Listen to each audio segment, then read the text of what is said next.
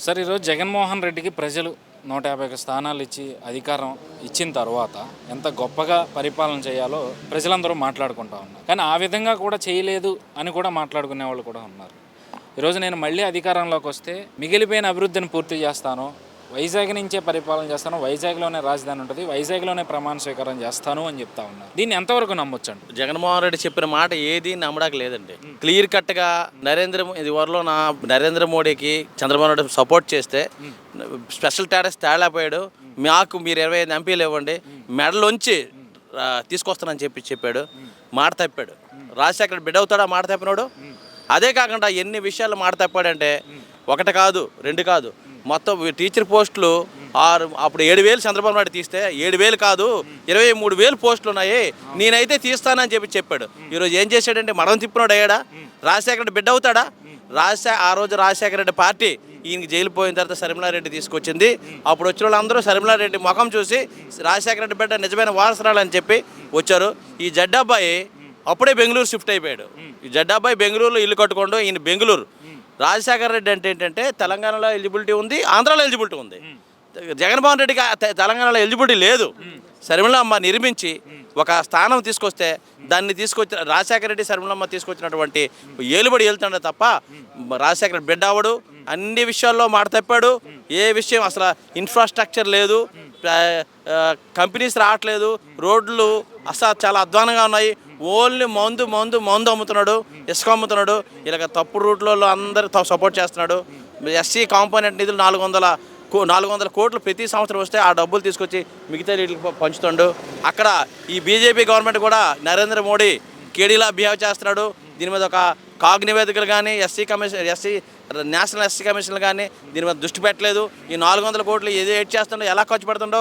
పూర్వం అయితే రాజశేఖర రెడ్డి ఉండేటప్పుడు అంతకుముందు గవర్నమెంట్లు ఇందిరామ గవర్నమెంట్లు ఏవైనా సరే మన్మోహన్ సింగ్ కానీ వీటి మీద ఒక కాగు ఉండేది. ఈ నివేదికలు తెప్పించుకొని ఏం ఖర్చు పెట్టే డబ్బు అని అడిగేవారు. ఈరోజు ఏమీ లేదు. సెంట్రల్ గవర్నమెంట్ నరేంద్ర మోడీ కాలు మొక్కితే పని అయిపోద్ది. ఇవాళ చంద్రబాబు నాయుడికి, జగన్మోహన్ రెడ్డికి, పవన్ కళ్యాణ్కి ఈరోజు ఈ మధ్య అంతా చూస్తారు ఒక్కొక్కరు ఇల్లు కాలు మీద పడమే. రాజశేఖర రెడ్డి ఎప్పుడైనా ఎవరి కాలు మీద పడ్డా? అధికారం కోసం కానీ పదవి కోసం కానీ. మరి ఇంకేం రాజశేఖర రెడ్డి బిడ్డ అవుతాడండి ఈయన? ఏ రకంగా రాజశేఖర బిడ్డ అవుతాడు? ఆ రోజు రాజశేఖర రెడ్డి కూడా ఈయన మొద్దబ్బాయి అని పిలిచాడు, జడ్డాబ్బాయి అని పిలిచాడు. అదే సార్థకం అవుతుంది. శర్మిలమ్మ, రాజశేఖర రెడ్డి ఆ భిక్ష వల్ల ఈరోజు సీఎం ఇక్కడ అయ్యాడు. మొత్తం విధి విధానాలు ఈరోజు ఆయన పక్కన ఉన్న వాళ్ళు అందరూ కూర్చున్న అందరూ కూడా ఇతను పనికిరాడు, రాజశేఖర రెడ్డి వారసుడికి పనికిరాడు అని చెప్పి ఇతనే రాజశేఖర రెడ్డి చంపించారని చెప్పి ఇవాళ అందరూ క్యాబినెట్లో ఉన్నారు. అది మీరు అన్నట్టు రాజశేఖర రెడ్డి పేరు వాడుకుని కానీ లేదంటే షర్మిల గారి పాదయాత్రను వాడుకుని కానీ 2019లో జగన్మోహన్ రెడ్డి గారు అధికారంలోకి వచ్చారనేది చాలామంది నోటి నుంచి వినిపిస్తాను. ఈరోజు రాజశేఖర రెడ్డి గారి పేరు చెప్పుకొని మొదట్లో నవరత్నాలకు ఆయన బొమ్మ పెట్టి ఆ తర్వాత ఇద్దరు బొమ్మలు వచ్చేలా పెట్టి ఇప్పుడు రాజశేఖర రెడ్డి గారిని పూర్తిగా తొలగించి ఈరోజు సాక్షి ఛానల్లో కూడా ఆయన బొమ్మను పూర్తిగా తొలగించి రంగులు మార్చి మొత్తం జగన్మయం చేసేసిన పరిస్థితి. ఇక షర్మిల గారి గురించి వస్తే ఆవిడ పాదయాత్రను వాడుకుని 2019లో అధికారంలోకి వచ్చిన జగన్మోహన్ రెడ్డి ఈరోజు షర్మిల గారి మీద విపరీతమైన విమర్శలు చేపిస్తూ ఉన్నా దాని గురించి ఆయన ఈరోజు స్పందించకపోవడం అనే దాన్ని మనం అట్లా ఈరోజు షర్మిలమ్మని విమర్శించిన వ్యక్తులందరూ కూడా ఒక వెధవలు. ఇప్పుడు ఆడు గంజా తాగినోడు ఒకడు, ఈ లారీ క్లీనర్ ఒకడు, ఇడికి చదువు లేదు, ఆడికి చదువునే గంజా డ్రింకర్ ఆడు ఏం మాట్లాడుతుండో ఆడికే తెలియట్లేదు. ఈ ఆంధ్రాలో కానీ ఎక్కడ కానీ ఈ క్లీనర్ కానీ ఆర్టీసీ క్లీనర్ నానిగాడు కానీ గంజా క్యాండిడేట్ ఉన్నాడు. వీళ్ళు ఎవ్వరు వచ్చినా సరే షర్మిలమ్మ గురించి మాట్లాడినందుకు వీళ్ళకి దెబ్బలు పడతాయని చెప్పేసి జనాలందరూ అనుకుంటున్నారు.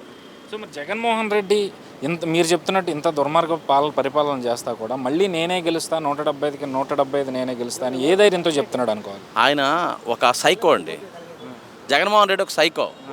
ఈరోజు ప్రపంచ దేశాల్ని కూడా ఒక ఈ పార్టీ గెలుతుందని చెప్పినటువంటి వ్యక్తి ఈరోజు సైకో గెలడు, పూర్తిగా పోతాడని చెప్తాడు. అతనికి అదొక ఆనందం. డబ్బులు పనిచేస్తుంటే నిజంగా 26 బట్టలు నొక్కాడు అతను.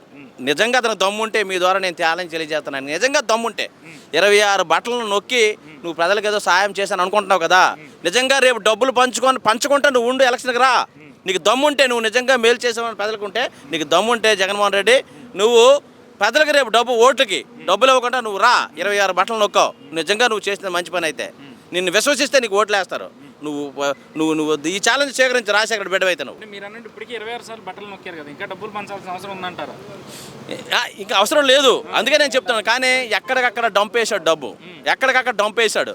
ఈ లెక్కరు ఏంటంటే చీపు లెక్కరు, కల్తీ లెక్కరు. ఈ కల్తీ లెక్కర వల్ల ఈ డబ్బు అంతా కూడబెట్టి విజయసాయిరెడ్డి వీళ్ళందరూ కలిపి కల్తీ లెక్కలతో కాంట్రాక్ట్ కుదుర్చుకొని 30 రూపాయల బాటిల్ 150 రూపాయలకు అమ్ముకొని, 100 రూపాయల బాటిల్ 500 రూపాయలకు అమ్ముకొని ఈ కల్తీ లెక్కల వల్ల బోర్డు డబ్బులు గడించారు.